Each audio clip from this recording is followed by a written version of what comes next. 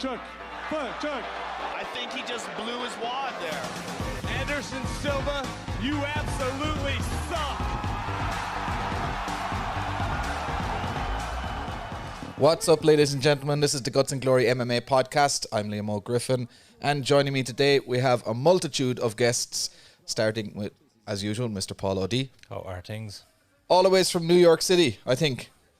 Mr. Ben Doucette. Maine. Close enough, it's Maine. But. Okay, fair enough. And from London, our Cockney accent coming all the way from London is Mr. Dave Hay. Pleasure, lads. What's the crack? So, guys, look, I'm going to do the let's be getting on type of thing here, and roll the intro one more time. Podcast.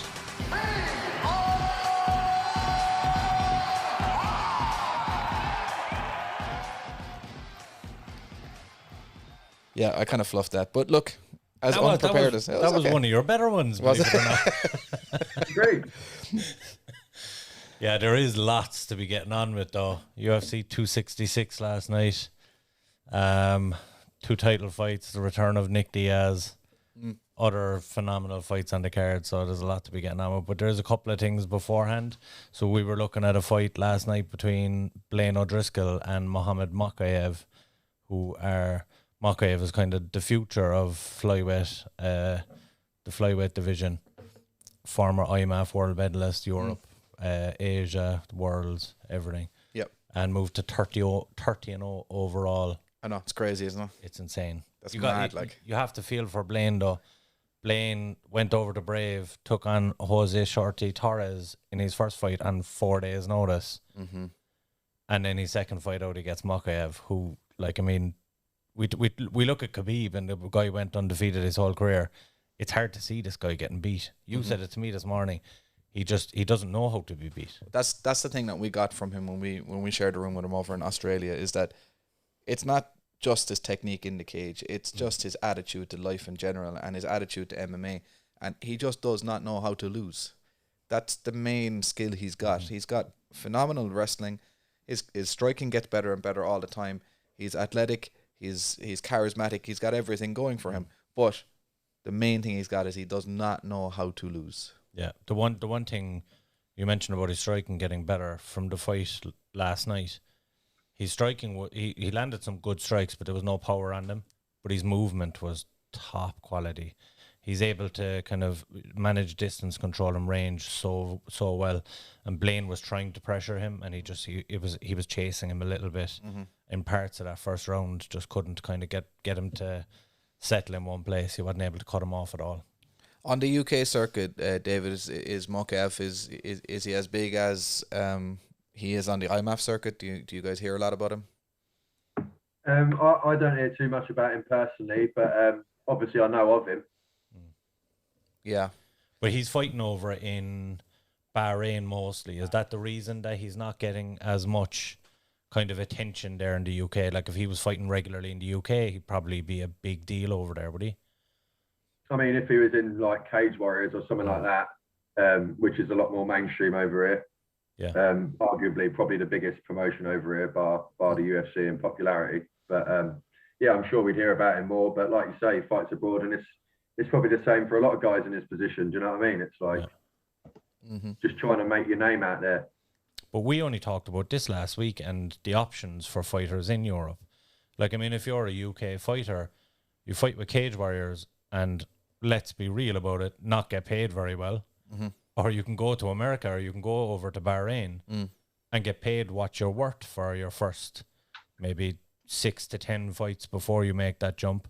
Yes, Cage Warriors, they have a tradition now of sending fighters over to the UFC, but you're doing it on your own dime. Essentially, you're paying to get there. Yep. Because you're not earning money when you're in Cage Warriors, whereas these boys are going to Brave, they're going over to Combatche now as well, and they're making money. Ben, do you guys hear much about Brave over in Maine? Is that something that has come up on the radar over there? You have to be a pretty diehard MMA fan to not, like, especially up here, to not know. I mean, just UFC and Bellator is pretty prevalent up here. Like, I mean, we also have CES MMA, which is like in Connecticut, I think, which is only a few hours away. But there's not a lot of people that know a lot about stuff outside of the two big promotions, really. Yeah, and that's across the board. That's every country, though. I think there's one local big promotion everywhere, and then outside of that, it is the big 2 or 3. So I just want to bring in some comments here. Will Getling, there's my peeps. What's poppin', fellas? What's up, Will? Glad you're joining us. Mr. Andy Hickey, the stat man. Mokaev versus Jake Hadley would be outrageous. What about Mokaev versus Shorty Torres now? That's the storyline in Brave at the moment. I mean, they've built that now. They have the right to put that match on now. But definitely Jake Hadley would be another cracking matchup. But is Jake already signed for the UFC? No, and he's a free agent now because he has left Cage Warriors, as far as I know. He fought out his championship contract and he's a free agent. There's talks of him signing to UFC, but nothing has been done yet. But I mean, you look at Jake Hadley, you look at Jose Torres, you look at Mokaev, all 3 of those guys will potentially fight in the UFC as well. Yeah, because I think that's where they're all headed.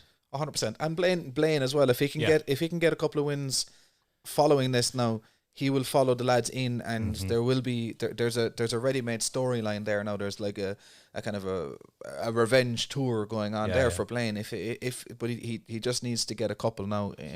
But that's what I mean. Couple of fights. He was so unfortunate. His first 2 fights in Brave, and he was competitive in both. Like he pushed Jose Torres in a fight on 4 days' notice, and then the Mokaev one, the first round was competitive. It was back and forth. So yeah, he needs to get a couple of wins, but I can see him getting there as well. Yeah.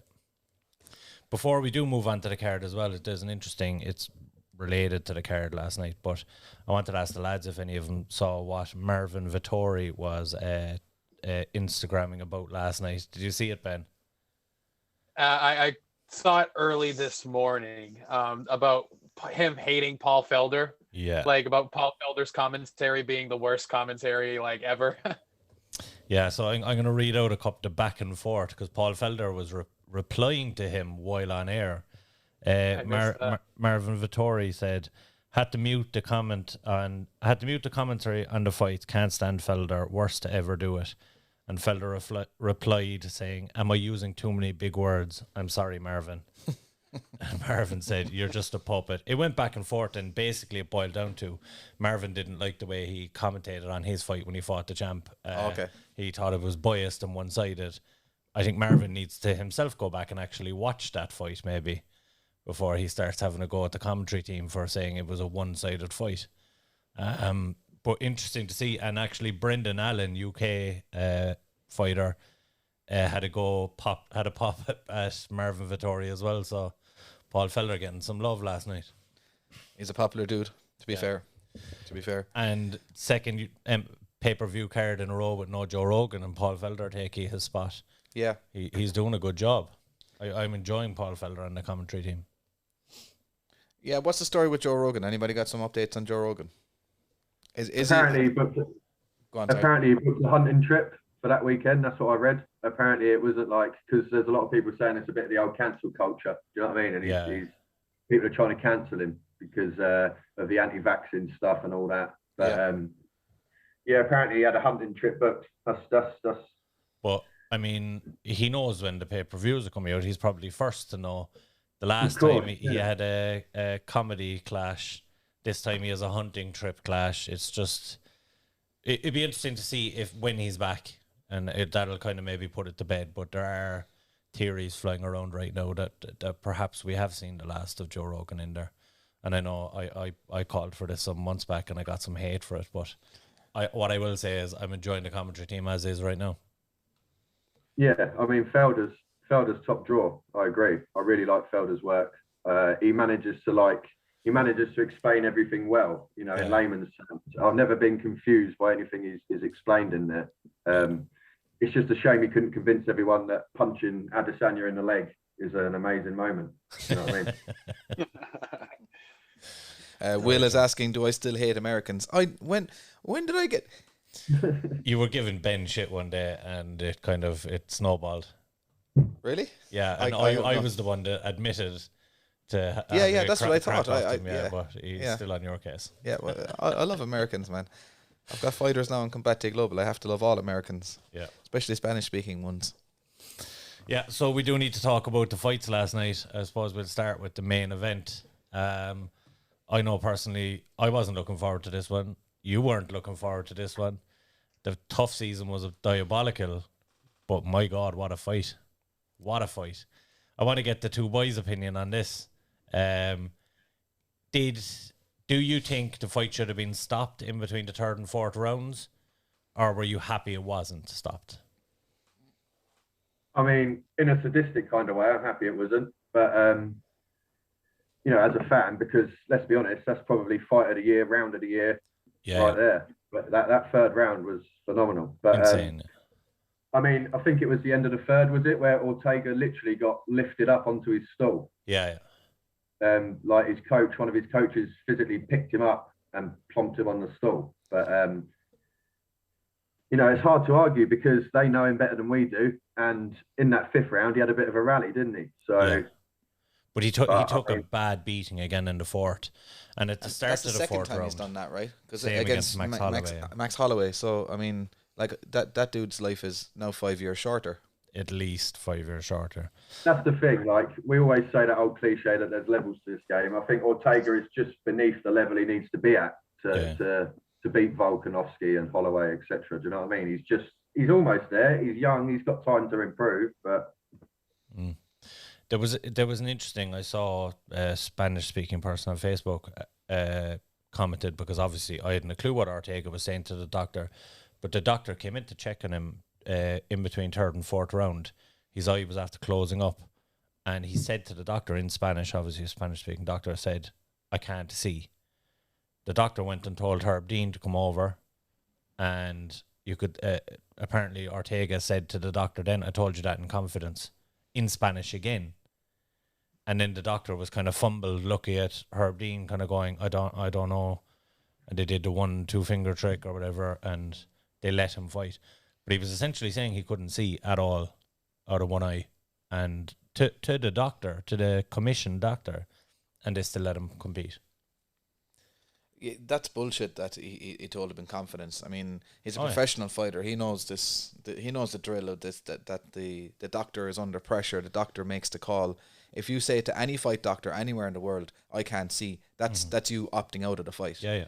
And then to kind of twist it back. No, I know, like emotions are flying high in the whole lot. You know, maybe he said it and then regretted it, and then this was a loophole to get back in. But the doctor bottled it in that situation. Or the doctor should have just went. Yeah. That's it. Yeah, Good luck. luck. Should have told Herb Dean it should have been called.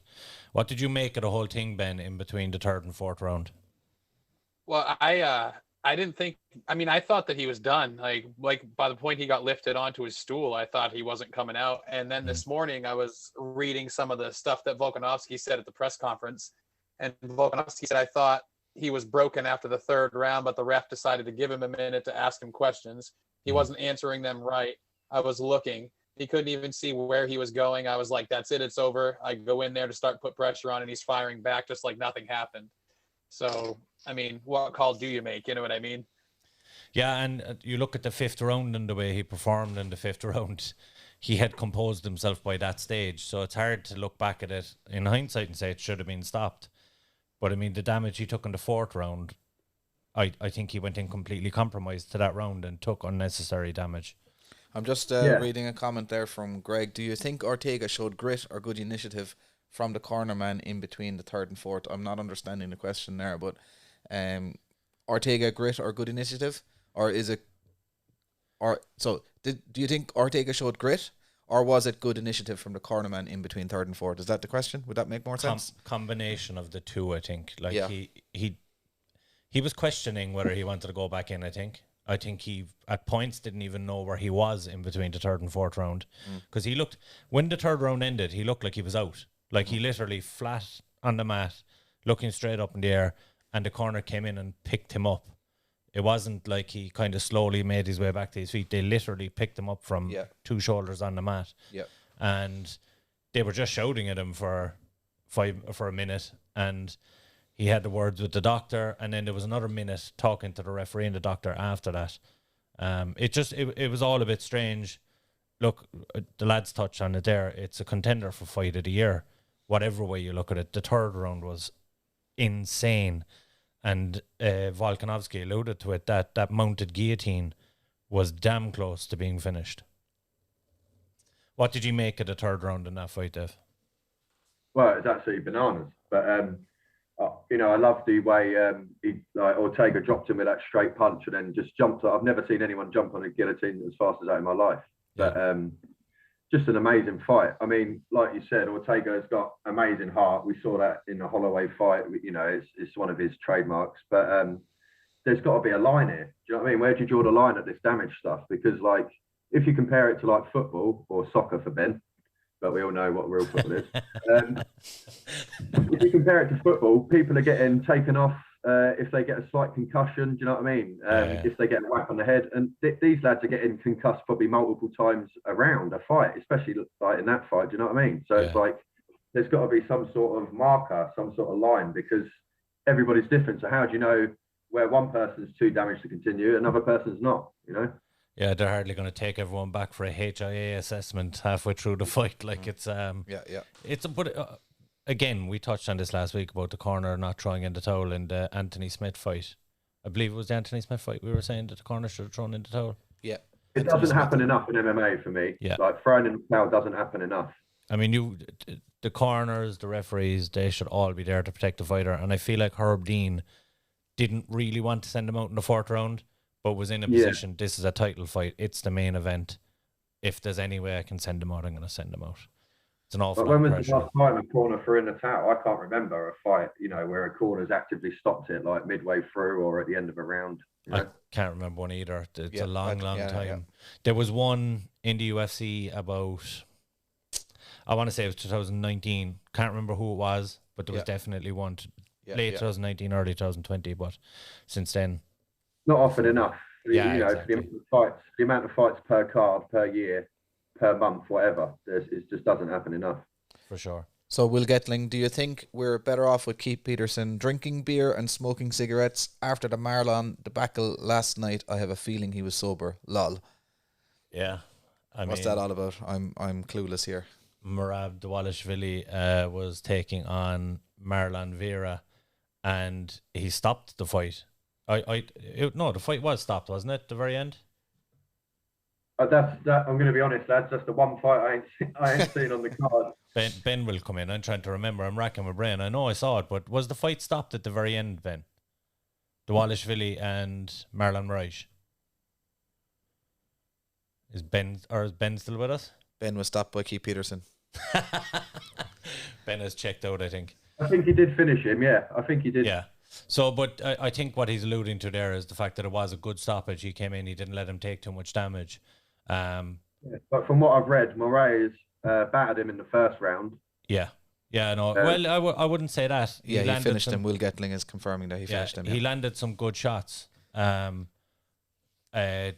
first 2.5, 3 minutes of the round, it looked like Dvalishvili was out. He was out on his feet for a minute nearly and just kept scrambling back to his feet, taking lots of punches. But the last minute and a half of the round, it wasn't like he took his time to compose himself and then got back into the fight in the second round. He won the last minute and a half of that first round. He came back and just immediately took him down and started swarming him. Dvalishvili's a scary, scary, scary individual. So George Palcic, if that's true, and he told the doctor that, the doctor surely can't work in MMA or combat sports anymore. That's shocking. That's about the doctor. That's my boy, George Palcic. Nice. That's my mate. Very good. Welcome to the podcast, George. Thanks for commenting in.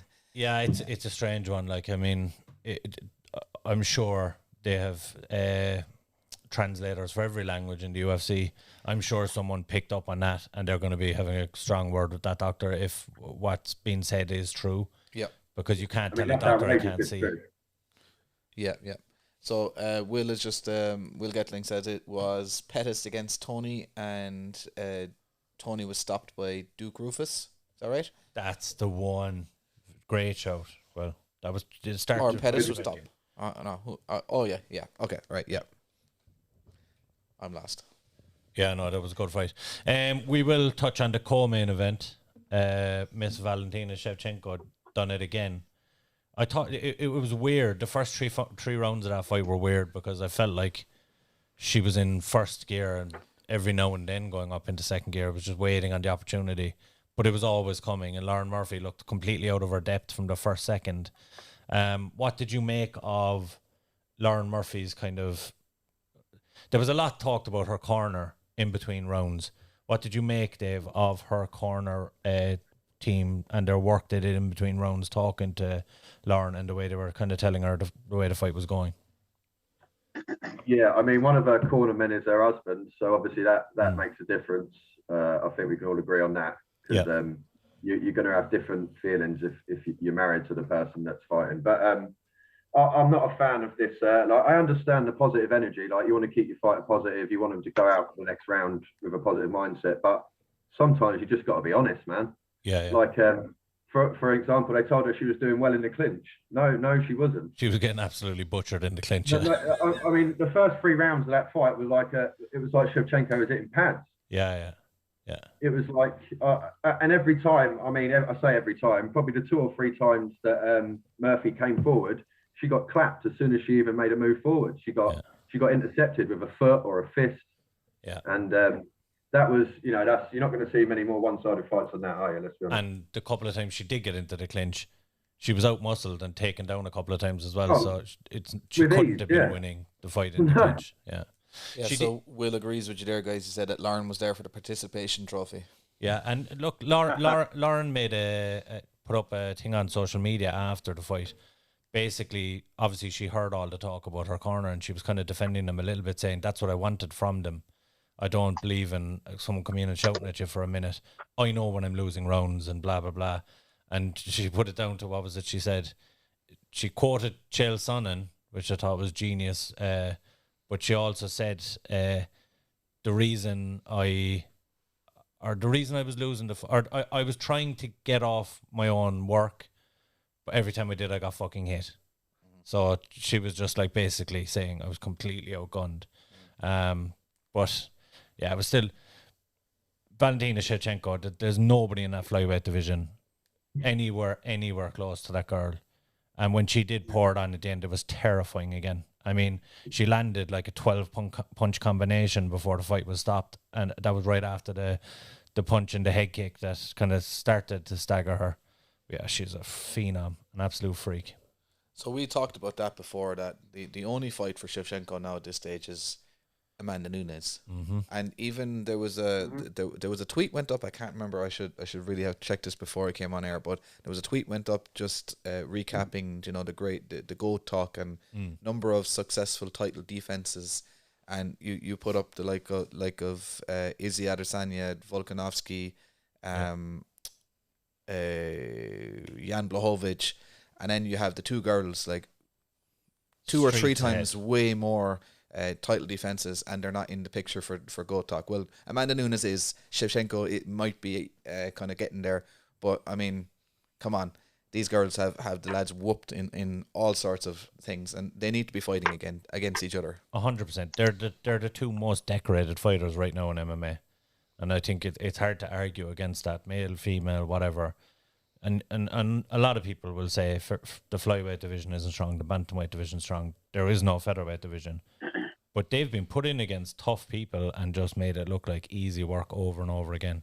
So Greg, in true Cork fashion, says, in fairness though, anyone who goes in against Shevchenko or Nunes is going to get battered. Yeah. And that's spoken like a Cork man. And Murphy did kind of what I expected. She was tough, but yeah. And Will says it reminded him of Tanya Evinger versus Cyborg. Yeah.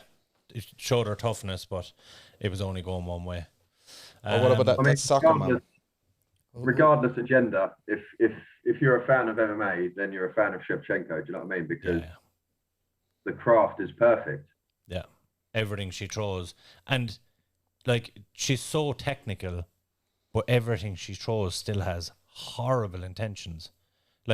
She was fair enough. We said the first 3 rounds it was like hitting pads, but it was like pop, pop, pop, and then she'd throw something that, it could have easily taken out Lauren Murphy, but it was just like she was teasing her, playing with her food before she decided, I'm going to wait, I'm going to crack her once, and then I'm just going to turn it on. But yeah, she's that's the best. Yeah, she's a dangerous girl. I think we've Ben back in the house. Is that Ben? Ben, is that you there? Yeah, I've just been listening for the last few minutes. We thought you were gone. It's raining here, so it knocked my internet out for a minute. Ah, cool. No worries. So what did you make of the Shevchenko and Nunez? Shevchenko and Murphy fight. The two biggest takeaways I had was, one, at the post-fight press conference, Lauren Murphy herself said I couldn't do a fucking thing. Like, there was nothing I could do that she didn't already see coming or wasn't ready for. And two was that Dana White is, I mean, I'm going to use air quotes, open to the idea of a Nunez-Shevchenko fight for the third time. I mean, what else do you do? Yeah, it's the only fight for both girls. He said if Nunez gets past Pena, and I mean it's not that big of a fucking if. When Nunez gets past Pena, those two girls might run it back again. Look, if we got to see that at the end of this year, start of next year, I think everyone's going to buy into that and make them the main event, for fuck's sake. Yeah, 100%. They got overlooked for that last time. I was so pissed at that. So Ben Will says pay your internet bill. He also says it's sad that Valentina and Amanda are so good they can't even really get a headline pay-per-view because they're so far ahead of the curve. Yeah, because there's nobody there to put it up to them that they're getting punished for it. Yeah, that's a good point. But yeah, it's just, that's unfortunately the state of MMA. Like the fact that Valentina Shevchenko in her last, I think she's headlined one. She's never headlined a pay-per-view, and she's headlined one fight out of her last, 12 or something, or 11. I mean, it's insane. She's probably one of the most technically skilled fighters on the roster, and they're just not getting any love. This is an interesting question from Greg here. Yeah. Do you think there's any fights worth taking for Shevchenko or Nunez outside the UFC? Well, Nunez definitely. There's a whole division out there that's people that she's already beaten, or people who possibly could be talented enough to put up to her in the future at 145. But 135? 135, no. I don't think there's anyone for either girl. I think the best of 135 right now, with the exception of maybe some up-and-coming girls, but they still have a lot of work to do before they get there. I think the best 135 is in the UFC right now. At 145, though, you have Kayla Harrison that is able to make that weight. You have Cyborg, and I think everyone would love to see that fight run back. It'll probably never happen. You have the option maybe now coming down the road of Clarissa Shields. There's a lot of work needs to be done there as well, but definitely possesses a big threat based on her boxing ability. At 125, there is some legit divisions out there. You have Invicta have a strong 125 division right now.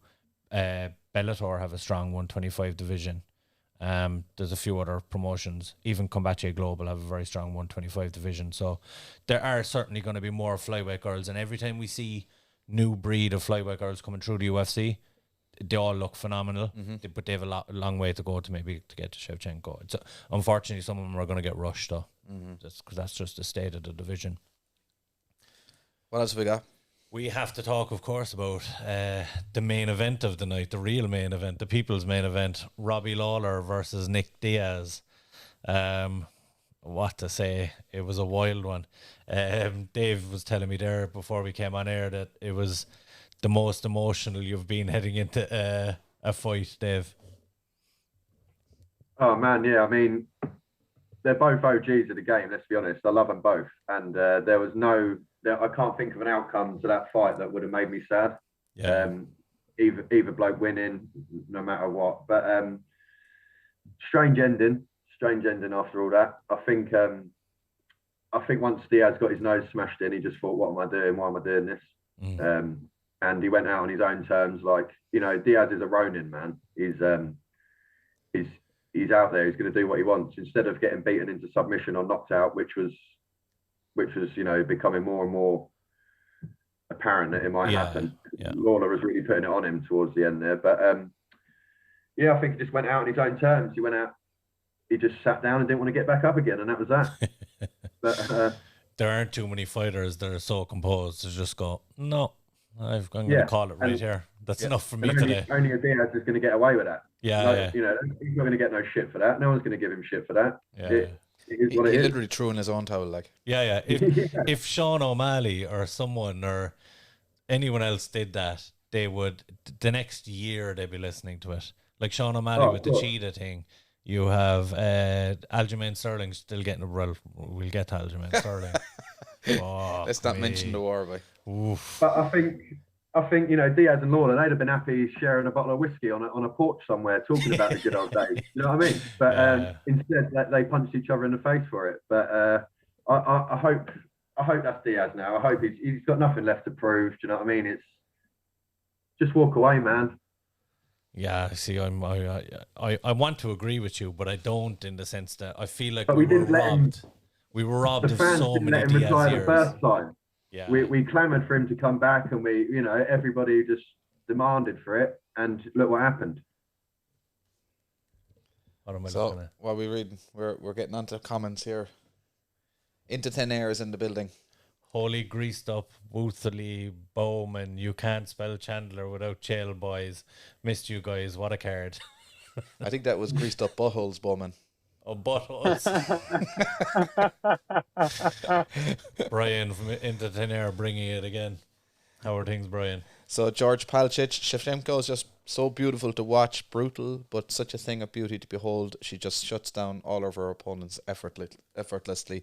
Yeah, and that's the problem, is that there's nobody else there to put it up to her. Into Thin Air, Nick Diaz has got a box now. He actually looked pretty good. Yeah, the boxing in the first 2 rounds looked... I mean, it was... His defense essentially was keep throwing punches. That was how he worked his defense. If I'm still throwing punches at his face, maybe he'll stop throwing punches at mine to defend his face. Yeah, he's just a fucking wild man. But he was throwing 30 punch combinations in the middle of the second round, and people were talking about his cardio like he was out of shape. I was like, what the fuck? If I threw a 30 punch combination, I'd fall over. I think the people calling him out of shape, it's just he looked like thicker than he ever has, and he didn't look bad, he just looked slow. He looked like he might not have been training as much as he should have. So that's crazy to think that a guy that was probably out of shape threw 300 punches in 2 rounds. Yeah, that's wild. it's absurd. It's 30 punches a minute. It's absolutely absurd. Nobody has that output. The bantamweights don't have that kind of output. That was actually supposed to be Holy Greased Up Butthole Batman. Oh, yeah. Bowman, yeah. I was thinking he was Batman. That limp arm style of his. The which? For Diaz, the output, it's got to be something to do with his crazy limp arms. Yeah, he's not putting a lot of effort into it. It's like he's just kind of winging flicking them. Yeah, exactly. So efficient with his energy. Yeah. Oh, massively. But even though he's only flicking and pawing, it's still, you're not doing a big amount of damage, but it's so distracting when you're in someone's face, just constantly pawing at their face. We do need. Will just has a point there that I didn't see previously. He said that I think something is wrong with his knee. I have a feeling Nick hurt it in training for the fight. If you watch it again, he looked like he crumbled on that leg. Kieran O'Connor saying, how are you doing? Just checking in. Glad you're just checking in. We're doing good. He looks like he strikes in slow motion, but God, yeah, he lands. Yeah, that's Diaz. He's just got that elusive timing, really, hasn't he? Yeah. Greg O'Sullivan, I can't decide if I'd prefer to see Nick Diaz versus Usman or Izzy. Well, he's not going to find any of them now after losing that match. He's going to be probably put. Dan Hardy is talking about that fight now. Listen, I couldn't give a fuck.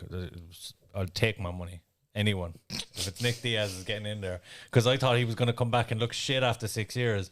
And even though he checked out on his own terms, God damn it, those 2 first rounds, he was Nick Diaz. He was there wasn't even a Stockton slap in there. He was just right. I'm gonna punch this boy as many times as I possibly can in 10 minutes. Yeah. It was phenomenal, and he opened up as well. We have to mention this. He opened up the first round with a spinning hook kick. Absolutely fucking insane, and fell over himself. Only Nick Diaz can. George Palcic asking, do you think with sitting down he was trying to bait Lawler into the ground game? When he realised that wasn't going to happen, just said, fuck it, I'm out.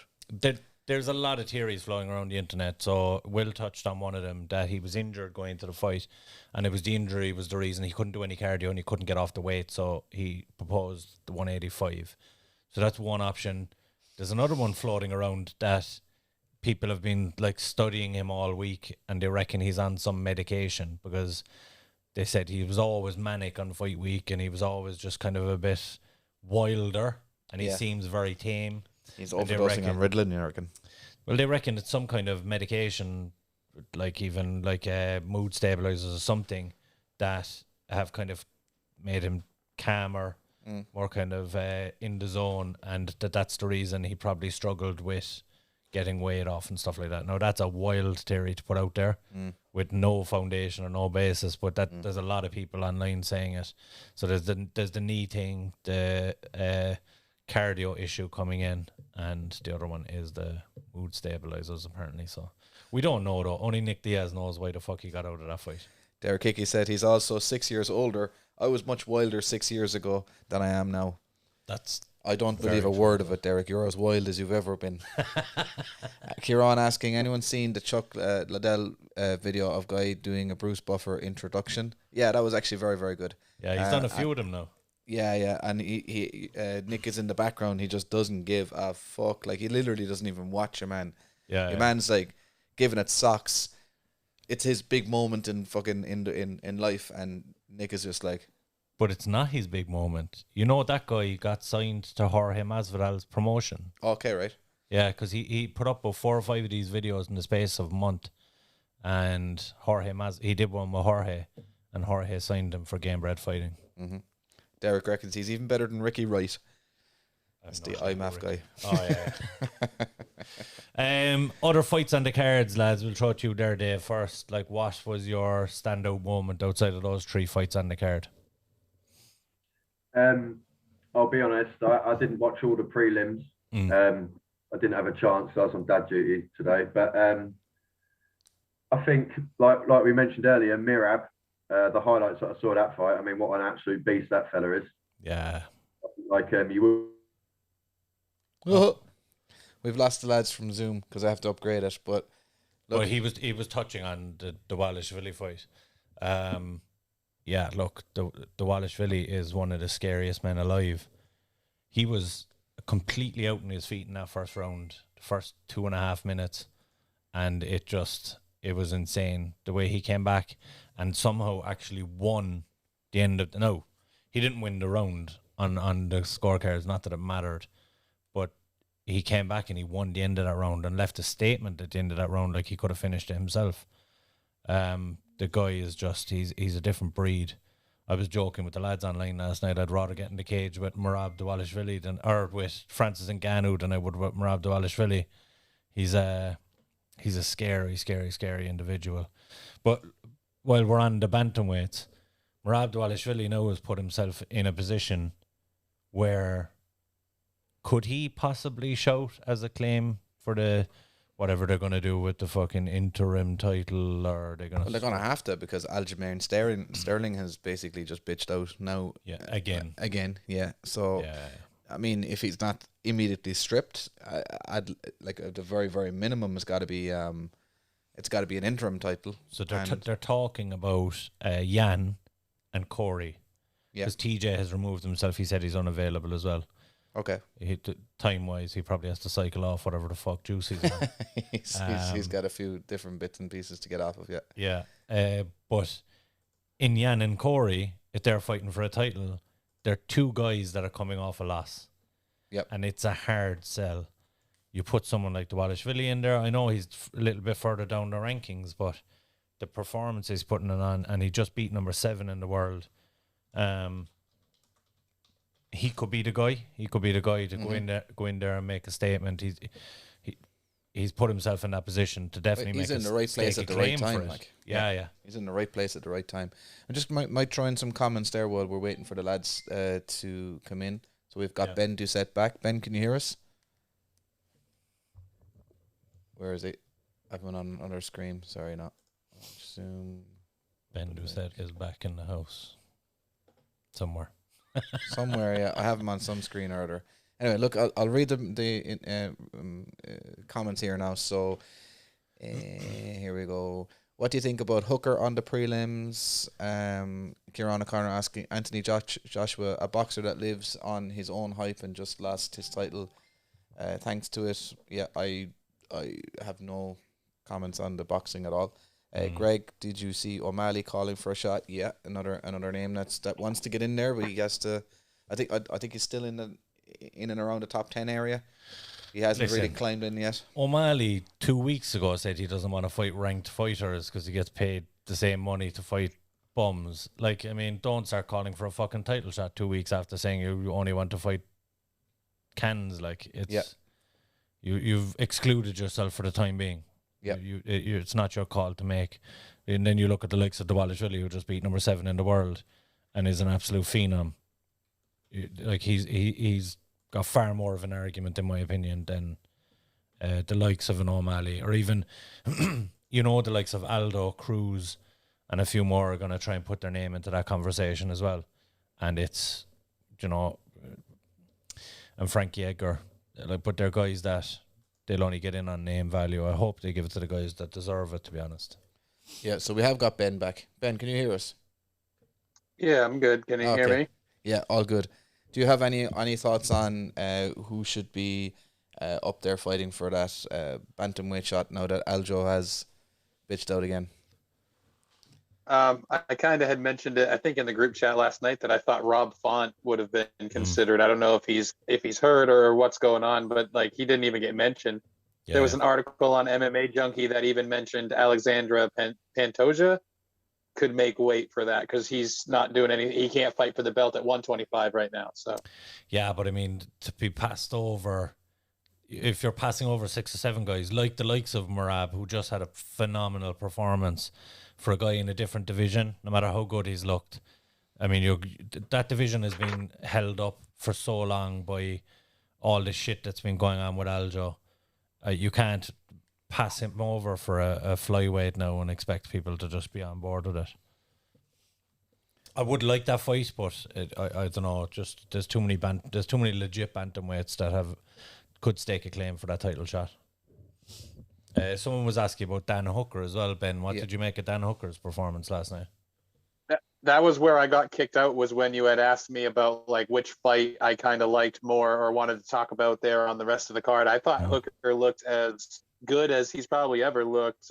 He looked very complete and patient, and he looked awesome. And his call out of Dariush was really smart. Yep. Yeah, and he completely called his shot. Like he used his mic time very well, and he said, what was it? He called out Dariush and said, "You're a coward if you don't take this fight," and put it to him basically like, "You're next," kind of thing. Yeah, very, very smart, and looked phenomenal. Like he straight from the off, he was in Nasrat's face. There was no backward step the whole fight.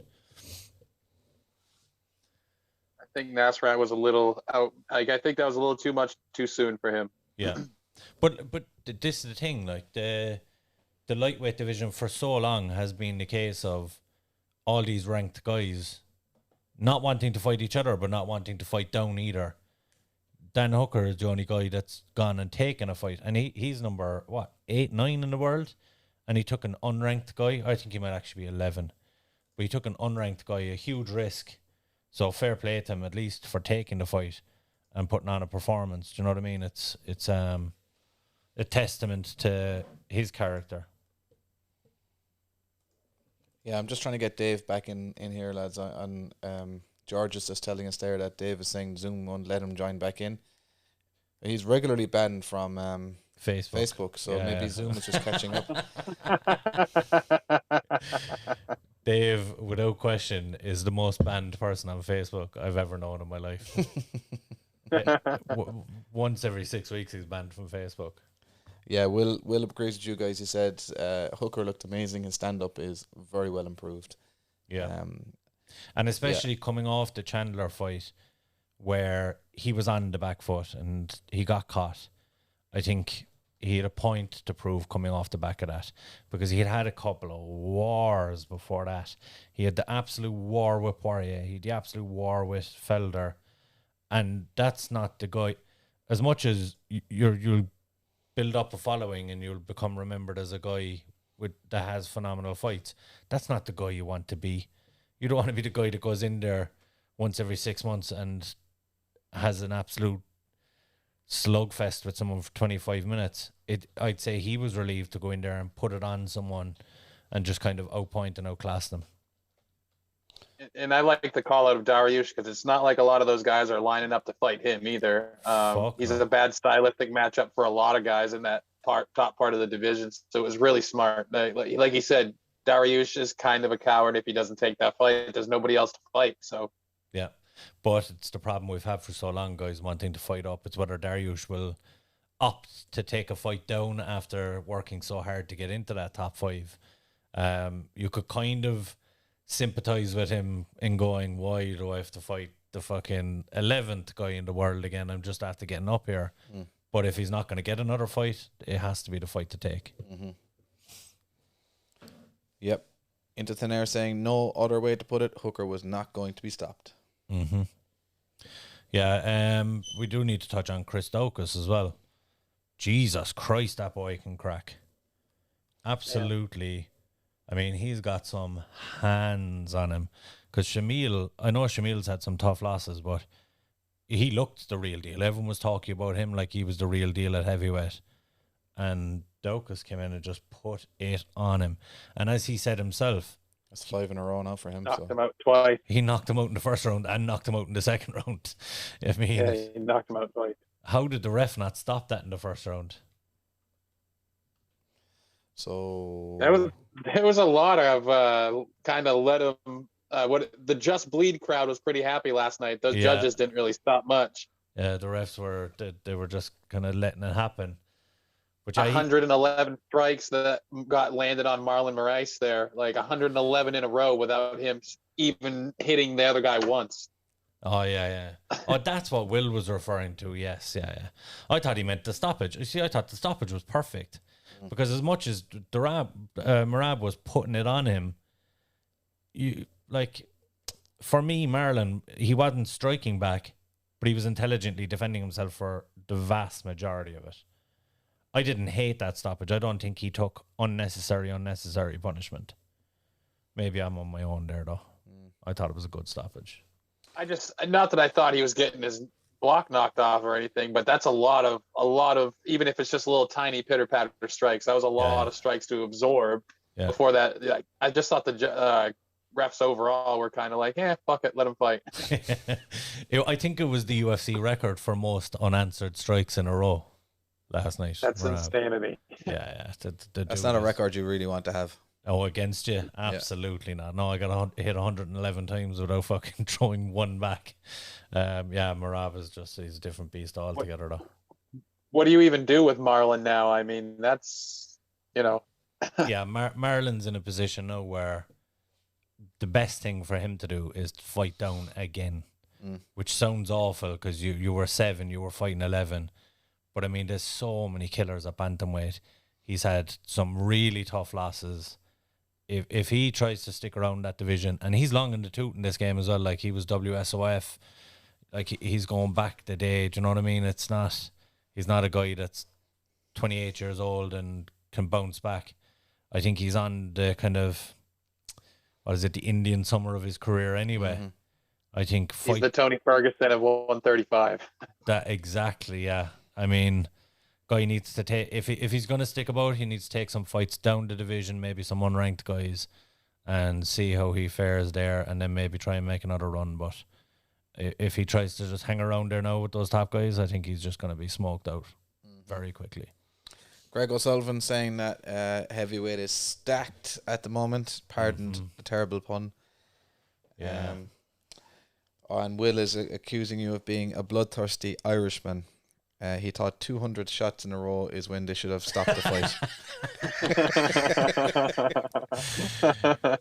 To be fair, Will, my first fight, how many shots did he land on me? And I don't think I stopped counting. I don't think I landed one the whole fight.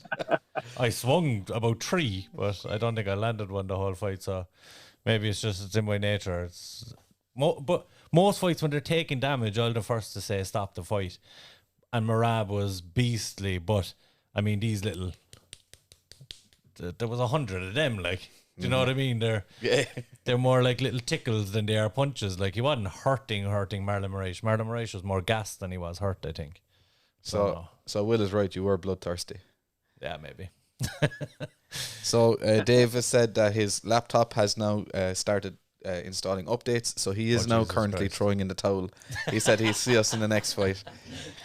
He's following his own advice and just learning when to throw the towel in. Well, it was fun to have him on regardless. Absolutely, 100%. There we go. Now we've lost Ben. It's just back to you and me again, Paul. No, we have Ben back. Ben's camera just went wild. It went broke. Ben's camera threw in the towel. Yeah. So anything else on that card to kind of caught your eye other than what we've discussed?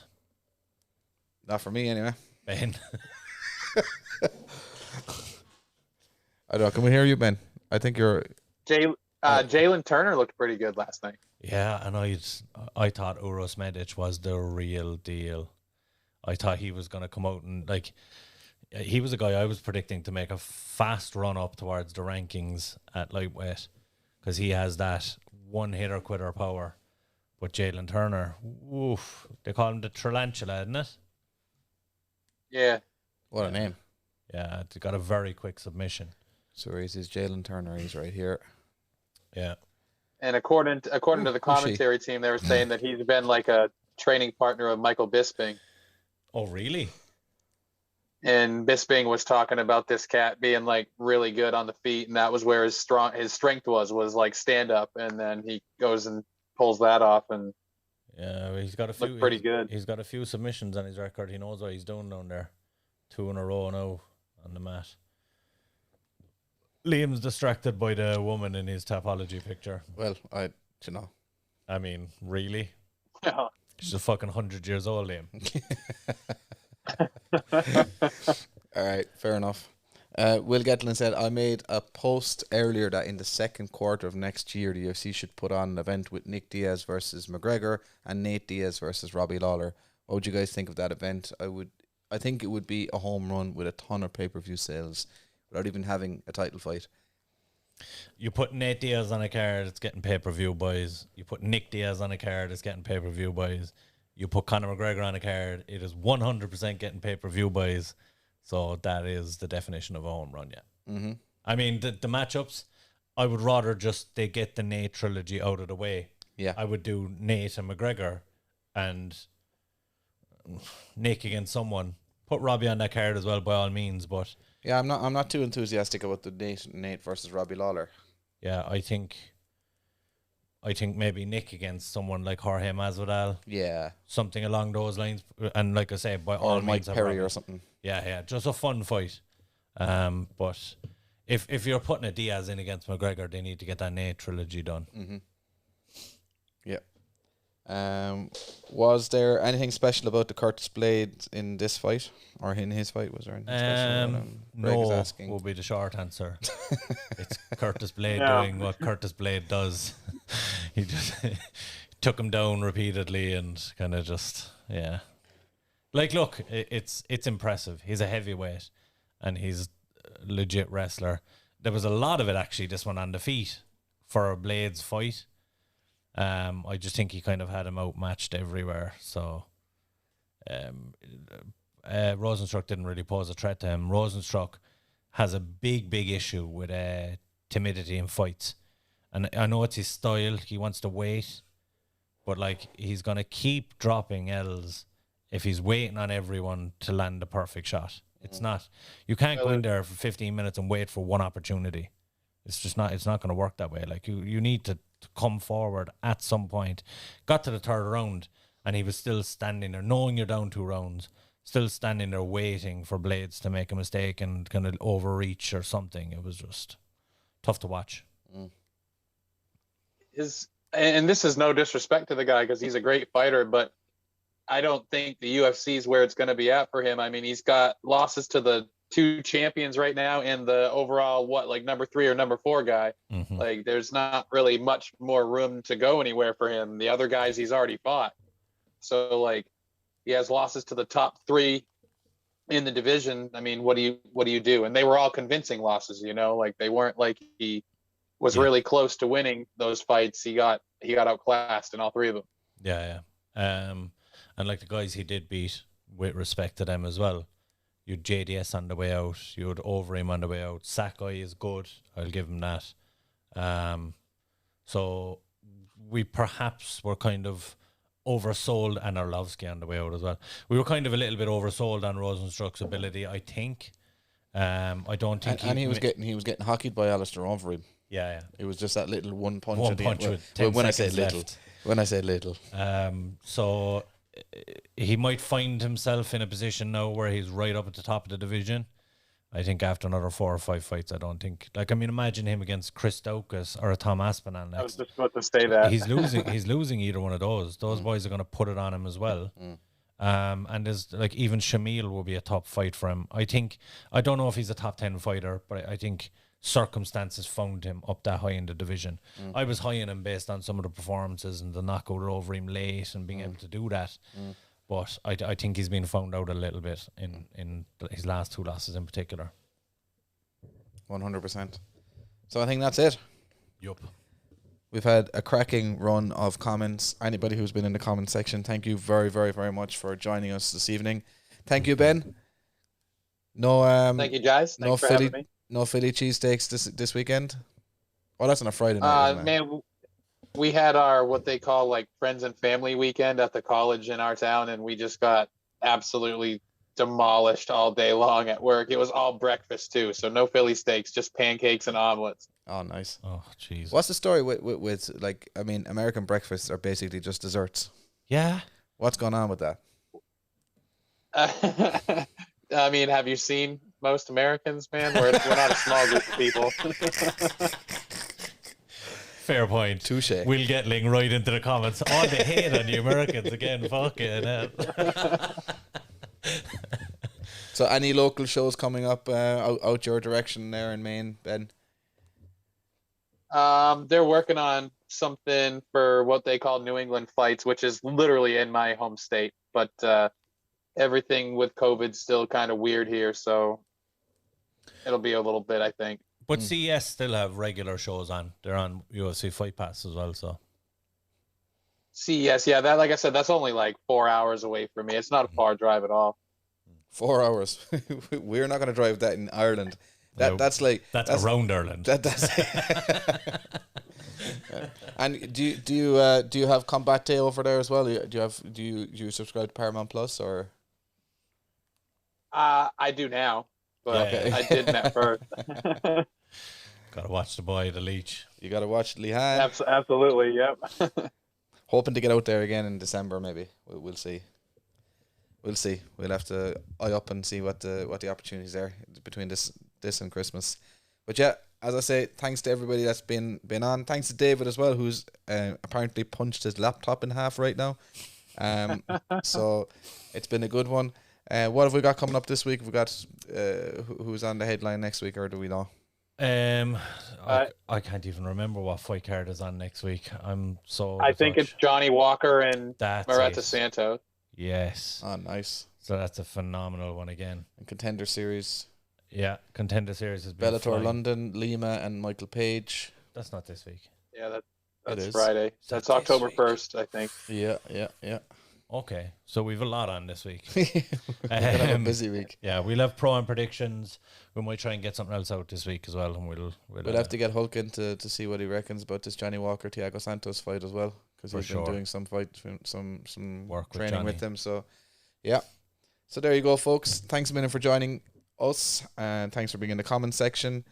Stay tuned to the Guts and Glory MMA podcast on YouTube. Go over there, give us a like and subscribe, and we will see you all next week. Thanks a minute. I want to fight with Chuck. Chuck. I think he just blew his wad there. Anderson Silva, you absolutely suck. Where you at, McNuggets, you fucking piece of shit? I'm killed with all the gods. Gods recognize gods.